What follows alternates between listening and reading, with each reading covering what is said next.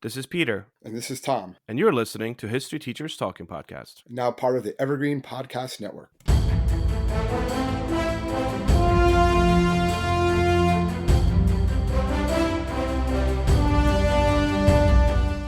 All right, this is Peter Zablocki and Thomas Reska, and welcome back to our podcast.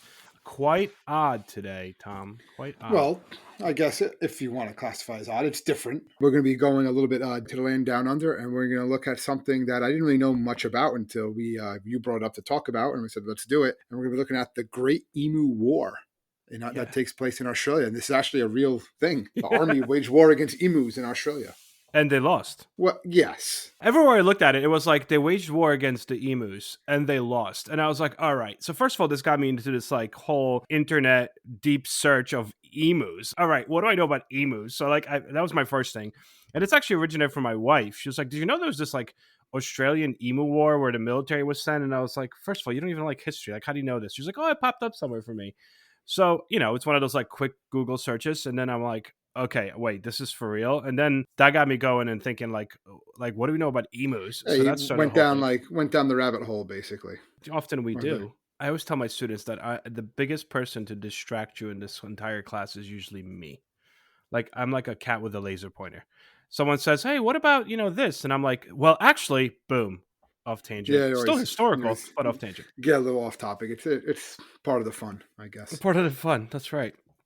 So I think we'll start off with like what do we know about emus, and then from there on we'll get right. I mean, I want to. Emu is now going to be the official mascot of the History Teachers Talking Podcast. It really should, honestly. If we're going to have one, I think this is going to be the one. I mean, maybe we can adopt one or something like that. Well, you can't because they're not even like threatened conservation status, and they're of least concern. Like they're literally not, even after this war. No, there's just too many emus out there. So they're basically. I guess they're like deer would be here. That's what they are basically.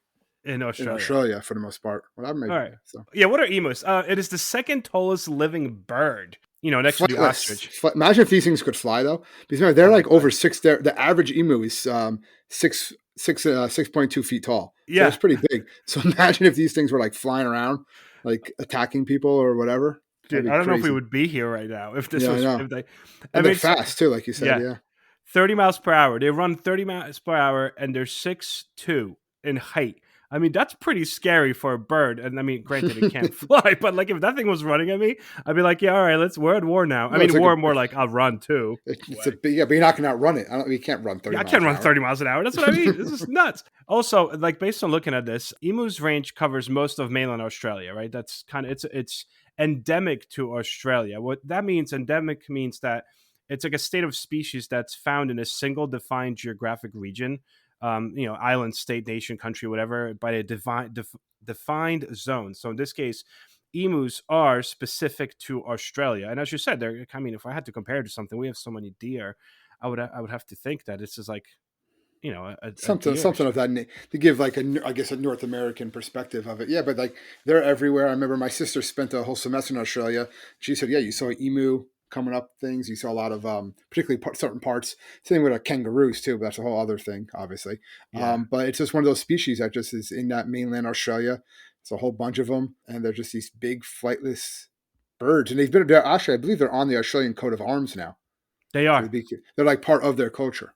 Yeah, cultural icon of Australia. Yep, it's also on some coins, they said. All right, so what's going on with this Emu War, which actually did transpire and actually happen. So let's I think we should start with Great Depression 1920s and then get into why this war happened, which, by the way, took part in 1932 at the height of the Great Depression. Well, basically what's going on is, like you said, the Great Depression is going on. It's also after World War I, so that's important to understand now. So this is important to understand. So a lot of these World War I Australian soldiers come back, and the government wants to do something for them, wants to provide them with work, basically.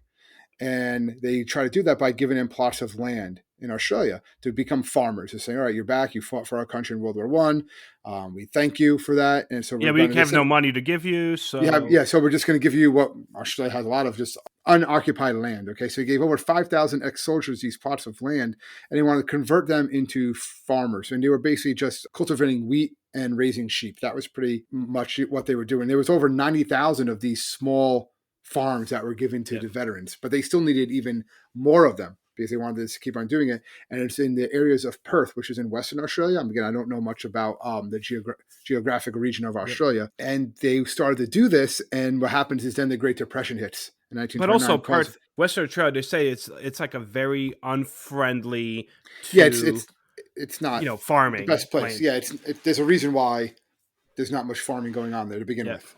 Why barely the usable Aborigines land. never done. Barely Yeah, usable land. barely usable. And then what makes it even worse is the Great Depression hits in 29, causing the wheat prices to plummet. And the government promised subsidies for the wheat, but those subsidies never came. And we're going to get into that today. The governments are trying to help these veterans. And that's kind of another reason why this Emu War breaks out the way that it does. Yep. Yeah, the key here, too, is that the veterans, you have to understand, these are soldiers, World War I Yeah. vets that are basically located in this one area of Western Australia. And initially they're like, hey, this sucky land, but like, hey, you can do this. Why don't you cultivate this land? And they try to do it. So much wheat that they wind up growing, and all of a sudden the price of wheat drops. So when the price of wheat drops, they look to the government like, all right, you're going to subsidize this, right? And Yeah, the help government's me like, out. yeah, Yeah. yeah, we're totally going to help you out. But then they don't. And that becomes an issue because Western Australia starts speaking about potentially like, seceding from the rest of Australia. Yeah. Like Yeah. They said they're there's not being taken care of. That's it. Yep. There's a fear that these ex-military, these veterans might actually rise up. So what do you do to kind of appease them a little bit? But now you have a problem with these emus that are kind of moving over to the coast, to the western coast. Again, was it probably because of the droughts and everything going on? So they're Yep. moving. They're moving more. They're going to where the water is, where the food is themselves, right? Yep. So they're going over to that area. And then what's going on at this time too is they're a protected species in Australia at this time. So they're not Yep. allowed to do anything to them. They're eating all the crops down to stubs. They're flattening down the crops because they're running all over. Remember, these are giant 6 foot tall birds that are Yep. just like, and there's thousands of them. Okay, 20,000. Yeah. literally thousands of them just running all over the place. And they're just making a wreck of all these farms. So they're like, we have to do something. So they get reclassified as vermin Yep. in the 1930s. And this allows the farmers to basically kill them on site if they want to, like a rat or anything of that nature. And these men, had rifles and they start shooting these birds, and it actually works out for a while, but they cannot put dents in their numbers. And they actually put bounties on them. Like if you kill, you get money for every bird that you Yep. kill, and you have all these pictures, but it's just not making any real dent in the population because emus can actually reproduce, Fairly quickly. fairly quickly for something their size. Plus, there's just such a big number of them anyway. Yep. And all the farmland, and because they had so much additional water supply was brought into this farmland to make available for livestock and sheep and other things, that's kind of what the emus are drawn to. So they Oh keep on yeah, coming back to these farms, and as they're destroying all the farmland, but also leaving the huge gaps and fences, other vermin like rabbits entered these farmlands now as well and started wreaking havoc. So farmers have yeah, had yeah. enough. Yeah. It's not just the emu, but the emus are like they're like the symbol of all of this, Yep. basically.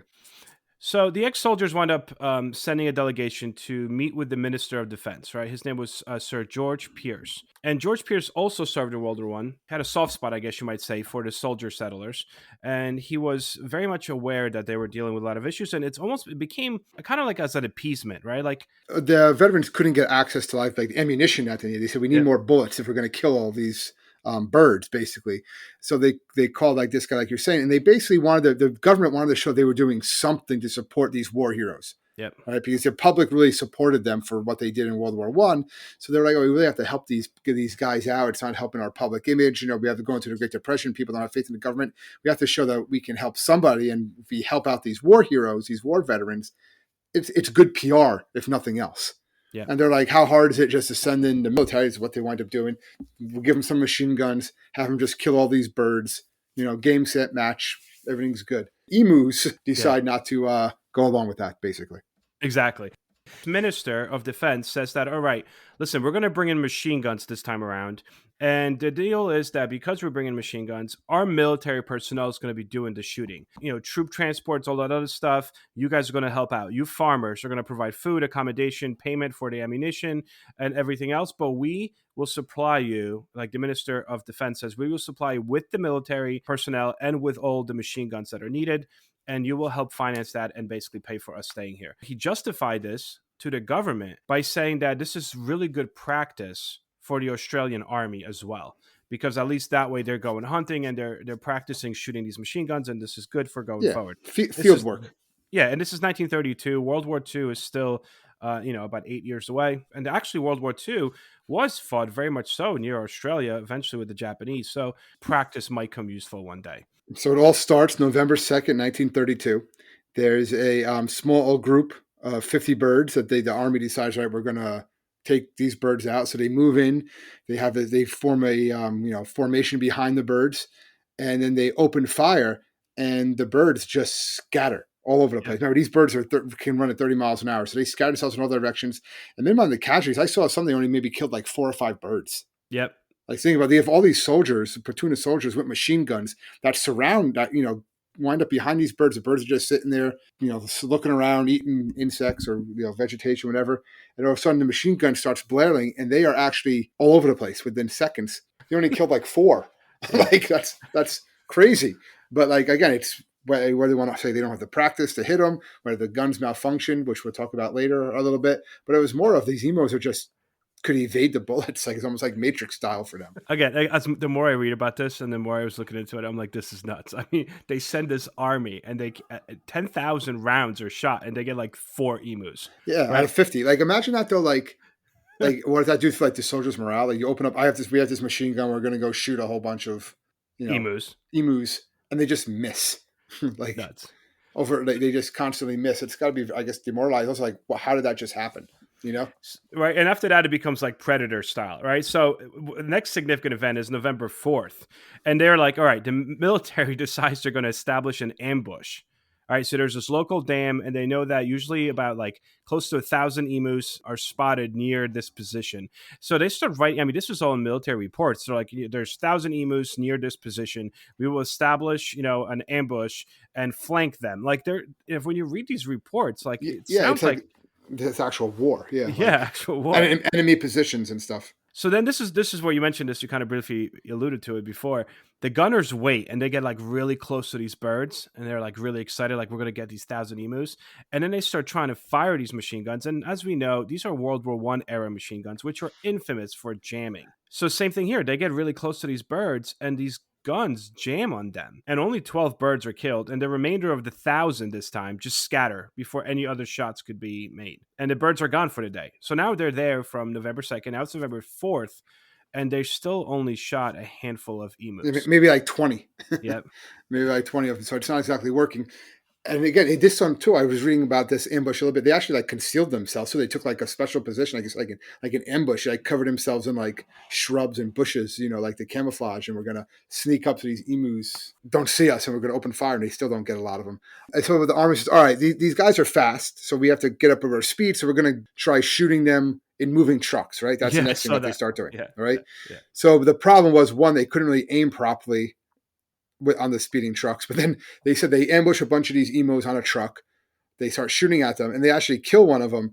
But because how they're driving and how the emo dies when it's running, and it basically his corpse gets tangled up in the vehicle steering equipment, which causes it to veer off, like flip over and like destroy someone's fence. So again, this is like out of like I'm surprised they never made this into like some sort of like Adam Sandler comedy or something like that, right? I just saw they might be making this into a movie next there you year. go. Well, we got there first. Okay. Yeah, in 2024 they're supposed to do it. We're talking about it first. Yeah, like some sort of Emu War. Yeah, Emu battles. But yeah, they basically trip up the truck. It falls over, takes out someone's fence. No one dies, luckily, but it does. It's like almost, because no one dies, it's almost comical. Like, oh, we finally kill one, yeah, but its corpse then gets tangled up in our wheels, and we take down one of the farmer's fences. So the farmer's like, "How are you guys not doing this?" Like what are you doing? Like, we were having more success than you guys were at this point, and you just ripped my fence too. Like, what is going on? You're the army, and you can't take out a bunch of birds that can't even fly. So did you see how they justified it in their military reports to the government? And I quote, it said, "Each pack seems to have its own leader now, a big black plumed bird, which stands fully 6 feet high and keeps watch while his mates carry out their work of destruction and warns them of our approach." That is why we can't get them. Yeah. These smart emus. I think they said a couple of times they're not dumb birds. That's what they said a couple of times in a lot of the reports that I read. They're saying, well, they're not that dumb. They're actually smarter than we thought. Well, yeah, they realize that you're trying to hurt them in some way. They're gonna pick that up. And now every time, last couple of times they saw you started shooting at them. So they're gonna realize, when I see those weird looking things over there, I better get away. So by November 8th, so that was 6 days after another engagement, they're still firing like 2,500 rounds of ammunition every time they try to see or there's a sighting of emus. But again, the official estimates that within 6 days of being there and trying to find these emus and whenever they find them, shooting them, the estimates are about 50 birds that they killed. And other accounts try to raise that and say maybe it was 200, maybe it was 500, but officially it's probably about 50 birds they managed to kill out of 20,000, we should mention. The commanding officer's report to the government was very proud because they had suffered no casualties in the process. Well, let's hope not. Well, yeah, they're fighting emus, right? Let's hope they don't have any casualties. Yeah. So you, they actually were allotted only so much ammunition too. Did you see that? Like they weren't allowed to just be using all the ammunition as they wanted because that was, this is depression, money's tight, and can just be spent all this money on these birds. And so they actually talked about, I guess, one New South Wales politician actually kind of like was being a little facetious. Oh, and he was like, oh, should we give a medal of honor to any of these people for this war? And then one of the people from Western Australia responded. One of the legislators from Western Australia responded, and they were like, "If we do, it has to go to the emos because they've won every battle so far." Oh man! So it's like, ooh, so the emos are just dominating right now. The fact that they're just surviving, which is all they have to do. Yeah. I saw another known director of a museum in Australia at the time commented in the newspaper, and this was kind of funny too. He said the machine gunners' dreams of point-blank fire into serried masses of emus were soon dissipated. The Emu Command had evidently ordered guerrilla tactics, and its unwieldy armies soon split up into immeasurable small units that made use of the military equipment uneconomic. The country is laughing at the military. How are you having this problem taking out a bunch of birds? So basically, Major Meredith, the guy in charge, the commanding officer, orders a withdrawal. After November 8th, he actually compares the emus to the Zulus. If you guys ever know anything about the Zulu tribe, it is an ethnic group native to South Africa. One of the most fierce warriors. And that's what this guy compares these emus to. The emus, because, they do the math, right? I'm sure you saw that. And they said that they were killing emus a bit more at this point, about 100 a day. 100 every week, excuse me. But they did the math and they said it was taking about 10 bullets to bring down just one emu because that they miss and they hit whatever. So that wasn't really like a good bullet to emu ratio. So that's why he was recalled, and then they pretty much said, all right, sorry, farmers, we tried. The money that's going to cost to keep this going is just not worth it. Yeah. He also stated in his final assessment that if we had a military division with the bullet-carrying capacity of these birds, it would face any army in the world. And that kind of stops the initial Emu War, but that's not it. There's a second. It keeps it. There's like a part two. It basically said like the army's not going to do this anymore, right? Yeah. So the government basically said, all right, you know what? We're just going to give the locals ammunition. Okay, we're just going to give you guys a whole bunch of ammunition and do what you need to do. So we're going to give you the weapons. And the locals figure out pretty quickly that it's not worth using the machine guns, that the rifles are actually better with it. You can kind of take aim, take your time, and then pick them off that way. And then they decided to take care of the problem themselves. And they kill over 57,000 emus in about 6 months alone in 1934. I mean, this happens only about a week later. So I think it's November. They leave on November 8th, and November 12th is when the government grants the actual veterans permission to fire themselves. But even then, the military does come back for a couple of days. And again, even though the military comes back with some machine guns, they still manage to only kill 40 emus. Machine guns are just not a way to go after emus. Yeah. It just doesn't work. They said that eventually, within a month, official report claimed that about 986 emus were killed with a total of almost 9,860 rounds. It's like you said, 10 rounds per confirmed kill. But also then, to save himself and save face, the military said that another maybe 2,500 wounded birds had also died as a result of the injuries that they sustained from our shots sometime later. We're saying they didn't die right away, but they died later. It's like we did what it's like the military. Yeah, we took them out. All right, so this doesn't end, by the way. It kind of ends at that point. A little bit, but they come back again. Emus are just repopulating. So the farmers actually asked for help a few other times, right? They do it again in 1943. They asked for help. They asked for help in 1948 again. These times they're turned down by the government. The government's like, we got other things going on. Obviously, 43, the war's going. World War II is going on. 48, the war is pretty much over. They're dealing with Cold War and all those ramifications of what's going on. They turned to that bounty thing you told me about before. Like they started doing bounties, and again they said we'll give you some ammunition here and there, but it's still a problem for those farmers.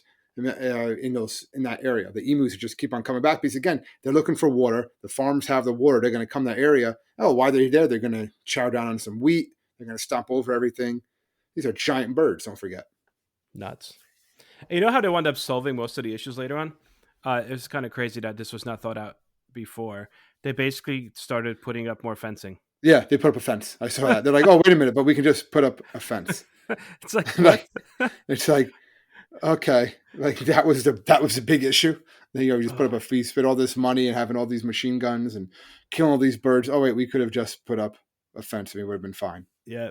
In 1950s, along with strengthening some of the fence laws and saying, like, yeah, you guys could put up the fences whenever you want, wherever you want, the federal parliament also had the army minister release .303 ammunition to the farmers at will. Whenever they needed or felt like they had an emu problem, they could turn to the government for free ammunition. The 50s, they released about 500,000 rounds of ammunition to local farmers so they could, deal with this issue going forward. And I did see, you're right about the movie. Apparently they're supposed to begin production it this year. It's written by John Cleese from Monty Python.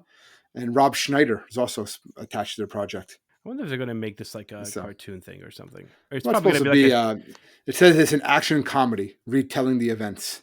Yeah. So, and there has been a musical play apparently in Australia about it also, the Emu War. So it's part of their pop culture.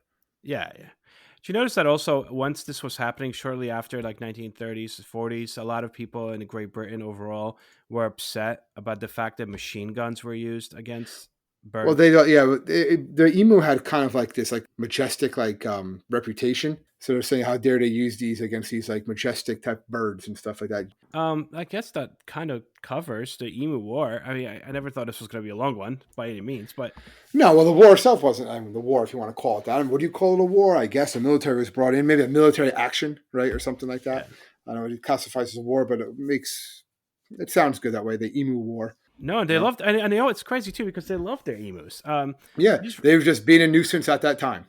Yeah, there are around 600 places in Australia with emu in their title, like official places: mountains, lakes, hills, plains, creeks, waterholes. Emus, yeah. Emus it's the jam. It's the trademark of early Australian companies was emu. They say that it's popular and unofficially considered the national bird of Australia, even though it's not considered, it's official, but it's unofficially considered the bird. And like I said, it's on the 50-cent coin. They like their emus, just not too many of them, and not in 1932. Well, not that time, yeah, because there's a lot of them now, right? This is like over 700,000 emus, which is just a pretty healthy number. At least I wouldn't want to see 700,000 emus running around. That'd freak me out. I don't like birds. You don't like birds?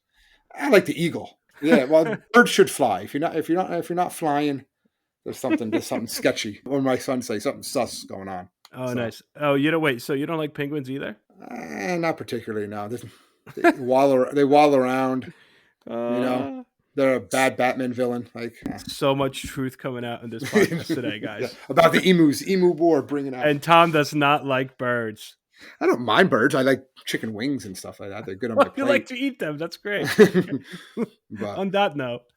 Anyway, thank you so much, guys, for tuning into a nice short podcast on the Emu War. Hopefully you found this interesting. You guys could totally go out there and try to Google. There's just a lot of information about it. Yeah, a lot of pictures. A lot of pictures. I would say more pictures than information, per se. But nonetheless, very, very interesting. So if you guys need to contact us, please feel free to do so. You can find us at www.historyteacherstalkingpodcast.com.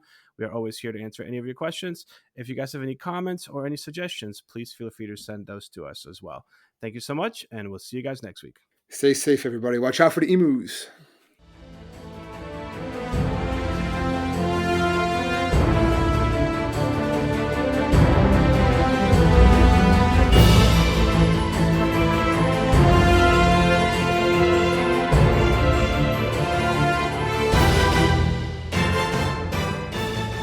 I hope everyone enjoyed our podcast, and if you would like to email us, you can do so at historyteacherspodcast@gmail.com.